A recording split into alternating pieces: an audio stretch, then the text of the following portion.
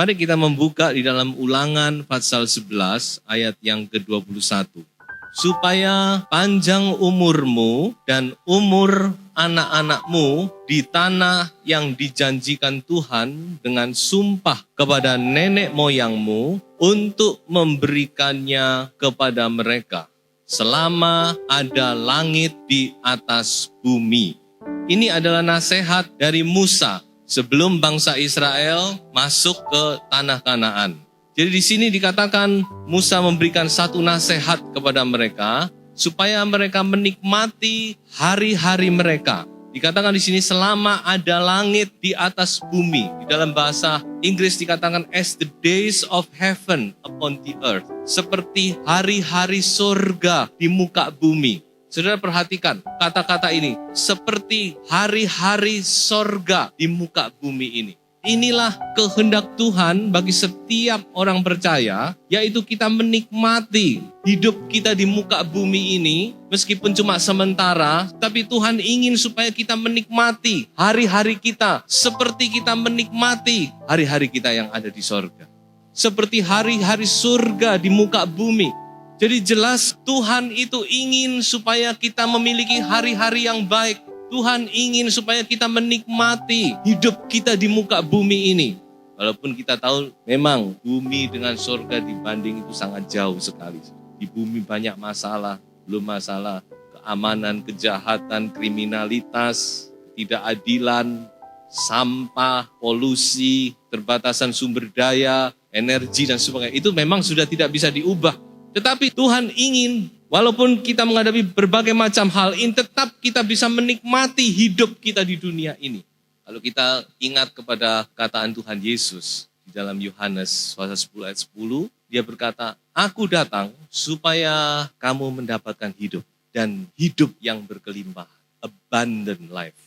Bukan cuma sekedar hidup, tetapi hidup yang berkelimpahan, hidup yang diberkati, hidup yang mempunyai kualitas. Jadi jelas Tuhan ingin kita menikmati hidup kita di dunia ini. Tetapi kita melihat seringkali dalam kenyataannya banyak kesusahan, banyak masalah. Di dalam hidup kita secara pribadi, dalam rumah tangga kita banyak air mata dan sebagainya. Seringkali kita tidak bisa menikmati hidup kita. Mengapa demikian? Seringkali kita kehilangan berkat bukan karena Tuhan, tetapi karena kita sendiri yang tidak bisa menghargai kasih karunia Allah.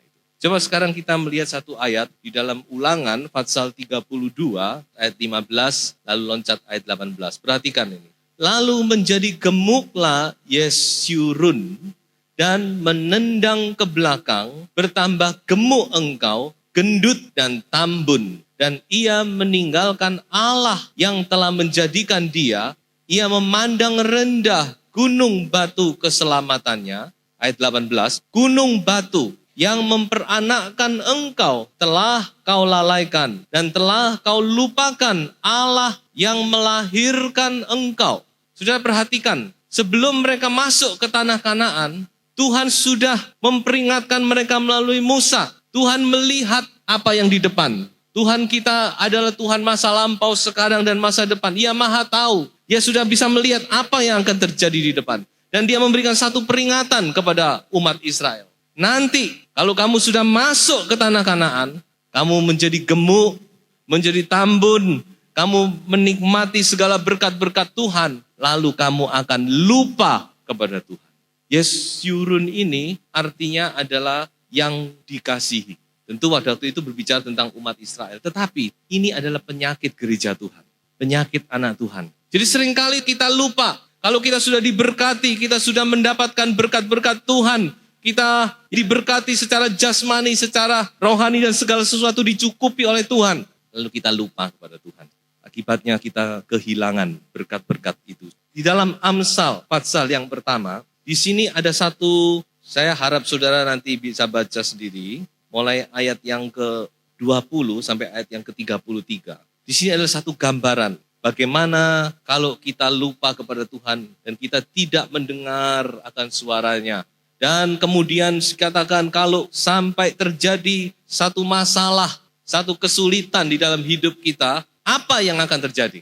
Coba baca ayat 28. Pada waktu itu mereka akan berseru kepadaku, tetapi tidak akan kujawab. Mereka akan bertekun mencari aku, tetapi tidak akan menemukan aku. Jangan main-main. Jadi ini satu ancaman yang keras. Tapi saya berdoa, kami hamba Tuhan tetap berdoa, supaya tetap Tuhan dengar. Kalaupun kita kembali kepada Tuhan, Tuhan tetap dengar. Saudara. Tetapi Tuhan jangan dipermainkan. Di dalam Injil Lukas pasal 15, di situ ada satu cerita yang tidak asing lagi tentang anak yang terhilang. Ini adalah gambaran anak Tuhan yang suka berpetualang dalam tanda kutip. Banyak anak Tuhan suka berpetualang di dalam dosa. Seperti keadaan anak bungsu ini. Dia tidak merasakan betapa nikmatnya hidup di dalam rumah Bapa. Semua serba tersedia. Dia pikir kalau dia keluar, dia akan menikmati dunia. Dia akan menikmati hidup ini. Sebab itu dia kemudian coba-coba keluar dari rumahnya. Dia pikir, nah ini, this is life. Ini baru hidup. Mulai dia keluar, dia berbuat seenaknya. Apalagi dia bawa banyak uang, dapat banyak teman. Apa yang dia selama ini mungkin cuma dengar, sekarang dia bisa lakukan. Tiap malam ganti wanita. This is life. Dia tidak tahu betapa sebenarnya dia sudah terperosok jauh ke dalam. Dia baru sadar ketika sudah babak belur, dia baru berpikir, aduh betapa nikmatnya rumah Bapak itu. Di sana aku menikmati kelimpahan. Pembantu-pembantuku saja dia bisa menikmati. Itu toh yang dikatakan Alkitab. Dia mulai menyadari keadaannya, lalu dia berpikir, aduh di rumah Bapak begitu limpah, aku bisa menikmati segala sesuatu. Untung masih sadar dan dia kembali kepada Bapak setelah dia babak belur. Untung kalau Bapak itu masih nerima ya. Kalau sampai seperti Amsal tadi, biar kamu berteriak-teriak tidak akan kudengar. Mau apa saudara-saudara? Di sini kita lihat Bapak itu masih nerima. Oh puji Tuhan anakku yang dulu hilang sekarang kembali, yang mati sekarang bangkit. Tetapi saya mau berkata kepada saudara, jangan bermain-main dengan dosa. Dosa itu bukan mainan, dosa tidak bisa dibuat main. Coba kita baca, Ibrani pasal 6 ayat 4.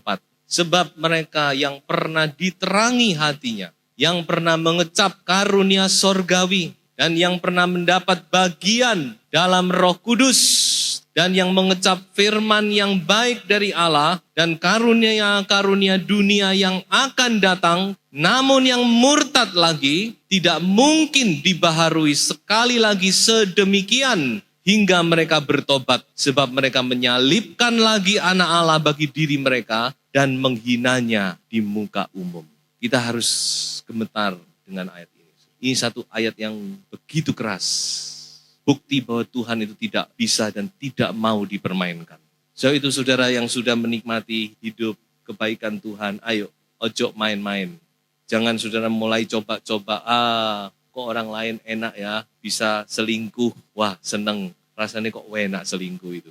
Orang lain kok bisa ini, bisa itu, kok saya enggak bisa, hati-hati saudara. Tidak ada kenikmatan di luar, hanya di dalam rumah Bapa kita menikmati kelimpahan Bapa. Anak bungsu ini kembali, tetapi dia juga dengan babak belur. Saya ingat dengan Raja Daud. Ketika Raja Daud dia masih hidup dalam kebenaran, dia alami berkat-berkat Tuhan yang luar biasa. Dia alami sukacita, dia alami pembelaan Tuhan yang luar biasa. Tetapi ketika dia sudah mulai tinggalkan Tuhan, dia berbuat serong dengan Batsyeba, dia membunuh Uria, dia kemudian tinggalkan Tuhan selama sekian lama. Saudara, apa yang terjadi? Memang akhirnya Raja Daud dia kembali kepada Tuhan. Karena dia dengan tulus, dia datang kepada Tuhan, dia minta ampun, dia merendahkan diri, Tuhan terima. Tetapi apa yang kita lihat dalam kehidupan keluarganya? Kacau balau gak karu-karuan. Anaknya 4 mati, ada yang kena tulah oleh Tuhan. Ada yang bunuh-membunuh, ada yang dibunuh oleh pegawainya. Istrinya ditiduri oleh anak kandungnya sendiri. Kerajaannya mengalami banyak masalah, pemberontakan di mana-mana. Ada konsekuensi. Jadi sebab itu, ayo, mumpung kita ada di dalam anugerah Tuhan, mari kita tetap ada di dalam anugerah Tuhan. Jangan kita keluar dari anugerah Tuhan. Hidup benar itu adalah hidup yang paling nikmat. Sebab itu saya katakan, nikmatnya hidup benar. Justru kalau kita hidup dalam kebenaran itu kita nikmat, kita alami kenikmatan. Apa nikmatnya hidup benar itu? Yang pertama, kita hidup dalam persekutuan dengan Allah. Ketika kita hidup di dalam kebenaran, kita mempunyai persekutuan yang indah dengan Allah. Coba kita baca dalam Amsal pasal 1 ayat yang ke-23.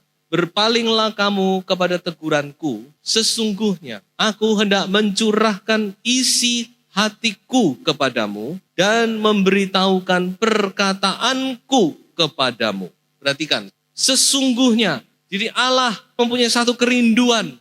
Apa yang dirindukan oleh Allah yaitu Dia hendak mencurahkan isi hatiku. Di dalam bahasa Inggris dikatakan my spirit, rohku. Aku hendak mencurahkan rohku kepadamu. Dan yang kedua apa? Aku hendak memberitahukan perkataanku kepadamu. Jadi roh Tuhan dan perkataan Tuhan itu Tuhan akan curahkan kepada kita. Kalau kita mempunyai persekutuan yang indah dengan Tuhan, kita setiap saat bisa kontak dengan Tuhan. Kita bisa bertanya kepada Tuhan, kita bisa bersekutu dengan Tuhan, kita bisa mempunyai satu komunikasi yang baik dengan Tuhan. Satu pergaulan yang akrab dengan Tuhan. Apalagi di dunia ini yang lebih indah dari ini. Kita hidup dalam persekutuan dengan Tuhan. Injil Yohanes 15 ayat yang ke-7. Jikalau kamu tinggal di dalam aku dan firmanku tinggal di dalam kamu, mintalah apa saja yang kamu kehendaki dan kamu akan menerimanya. Oh puji Tuhan. Apa saja, ini jaminan Tuhan. Mintalah apa saja yang kamu kehendaki dan kamu akan menerimanya. Percaya, kalau saudara punya persekutuan yang indah dengan Tuhan, saudara minta Tuhan kasih. Minta apa saja yang kamu kehendaki dan kamu akan menerimanya.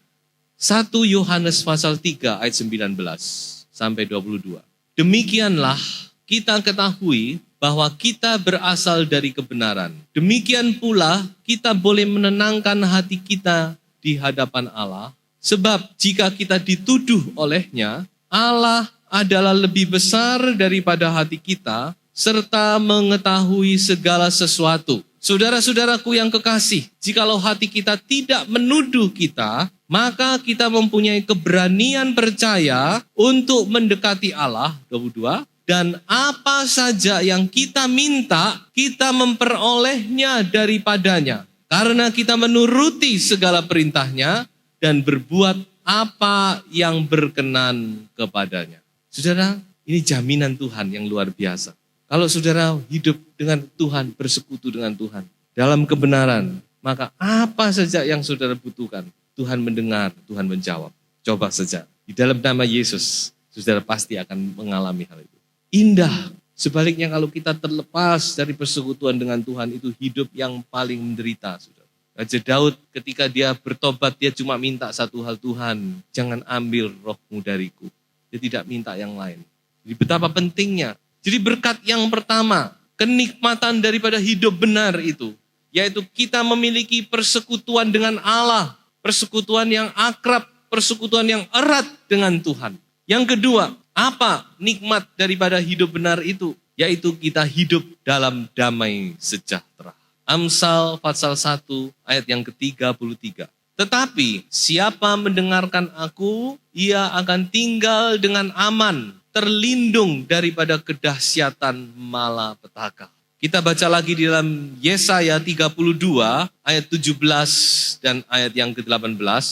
Di mana ada kebenaran, di situ akan tumbuh damai sejahtera. Dan akibat kebenaran ialah ketenangan dan ketentraman untuk selama-lamanya. Ayat 18, bangsaku akan diam di tempat yang damai, di tempat tinggal yang tentram, di tempat peristirahatan yang aman. Ada damai sukacita, damai sejahtera di dalam rumah tangga kita. Tapi kalau kita sudah hidup tidak benar, maka apa yang terjadi? Cekcok, pertikaian, perpecahan, perkelahian, tidak ada damai lagi. Tapi kalau kita hidup di dalam kebenaran, akan ada damai di dalam kehidupan kita. Apa yang saudara cari di dunia ini? Kekayaan, ketenaran, popularitas, atau damai sejahtera? Kalau saya milih damai sejahtera. Apa artinya orang kaya kalau tidak ada damai sejahtera? Yang paling penting dunia ini ada damai sejahtera. Di dalam hati, di dalam rumah tangga. Amsal berkata, tidak ada artinya makan daging serumah, tapi terus bertikai terus. Lebih baik makan apa dikatakan, tapi ada damai dalam rumah tangga. Tapi yang lebih baik lagi, makan daging, tapi juga ada damai. Ini yang saya mau. Artinya kita diberkati secara jasmani dan kita juga mengalami damai sejahtera. Kalau rumah tangga saudara mulai kehilangan damai sejahtera, coba koreksi dirimu. Mungkin langkahmu sudah tidak benar. Sebab firman Tuhan berkata, di mana ada damai, di mana ada kebenaran, di situ akan tumbuh damai sejahtera. Itu pasti. Akibat dari kebenaran adalah damai sejahtera. So itu ayo, suami istri sama-sama mengoreksi diri. Ayo kembali kepada kebenaran. Hidup yang benar, roh yang benar, pikiran benar, perbuatan benar. Hidup di dalam damai sejahtera. Sebaliknya juga dikatakan orang fasik itu tidak ada ketenangan. Yesaya 57 ayat 20 dan 21. Orang fasik itu seperti gelombang lautan. Hidupnya tidak tenang. Tidak ada tentram, tidak ada ketenangan. Yang kedua adalah damai sejahtera. Nikmat hidup di dalam damai sejahtera. Hidup kita di dunia ini berapa lama sih? Firman Allah cuma berkata 70 kalau kuat 80. Sebab itu ayo saudara, hidup yang benar di dunia ini. Supaya kita alami damai sejahtera Allah. Persekutuan yang indah dengan Tuhan. Henok hidup 360 tahun, dia berjalan dengan Allah. Kemudian dia tidak ada lagi. Betapa indah saudara. Yang ketiga, hidup di dalam kebahagiaan. Ini jelas. Coba baca Mazmur 112 ayat 1 sampai ayat yang ketiga. Berkata bahagia orang benar judulnya. Saya paling khawatir anak Tuhan tidak bisa menghargai kebahagiaan yang dia terima di dalam hidupnya sebagai orang benar. Ini yang saya mau tekankan. Tidak bisa lagi menghargai, tidak bisa tahu, tidak bisa mengerti betapa bahagianya keadaan kita sekarang ini. Betapa nikmatnya sebagai orang benar itu. Mazmur 112 ayat 1. Haleluya. Berbahagialah orang yang takut akan Tuhan, yang sangat suka kepada segala perintahnya. Anak cucunya akan perkasa di bumi, angkatan orang benar akan diberkati. Harta dan kekayaan ada dalam rumahnya, kebajikannya tetap untuk selamanya. Coba saudara perhatikan, betapa bahagianya orang yang takut akan Tuhan, yang sangat suka kepada segala perintahnya. Coba kita sekarang beralih kepada Mazmur 128. Judulnya, berkat atas rumah tangga. Jadi saudara kita lihat Tuhan itu Tuhan yang memberkati. Pribadi, rumah tangga. Tuhan mau kita menikmati kehidupan kita di dunia ini. Nyanyian ziarah, berbahagialah setiap orang yang takut akan Tuhan. Yang hidup menurut jalan yang ditunjukkannya. Apabila engkau memakan hasil jerih payah tanganmu, berbahagialah engkau dan baiklah keadaanmu. Istrimu akan menjadi seperti pohon anggur yang subur di dalam rumahmu. Anak-anakmu seperti tunas pohon zaitun sekeliling mejamu. Sesungguhnya demikianlah akan diberkati orang laki-laki yang takut akan Tuhan. Orang laki-laki, mengapa kau tidak disebut orang perempuan?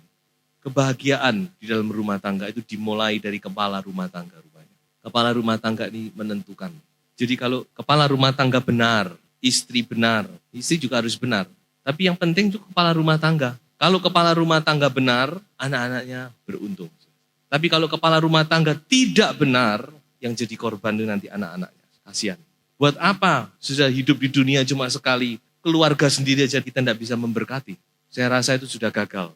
Iya toh? Kita hidup di dunia cuma sekali, punya keluarga cuma sekali. Kalau kita tidak benar, sampai anak-anak kita ikut jadi nggak karu-karuan, buat apa? So itu saudara, mari kita hidup yang benar. Hidup dalam kebahagiaan, itu jaminan firman Tuhan.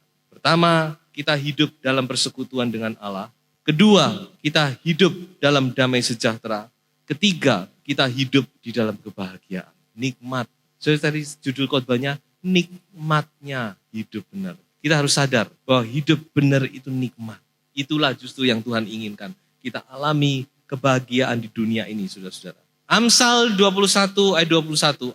Siapa mengejar kebenaran dan kasih akan memperoleh kehidupan, kebenaran, dan kehormatan.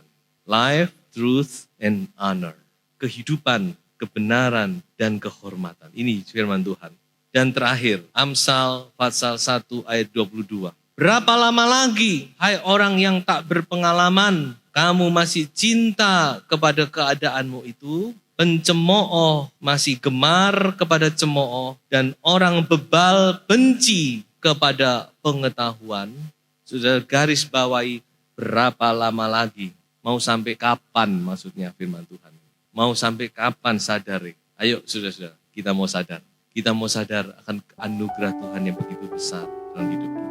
Kita sadar akan kebaikan Tuhan. Kita sadar akan kemurahan Tuhan. Kita sadar betapa baiknya Tuhan itu.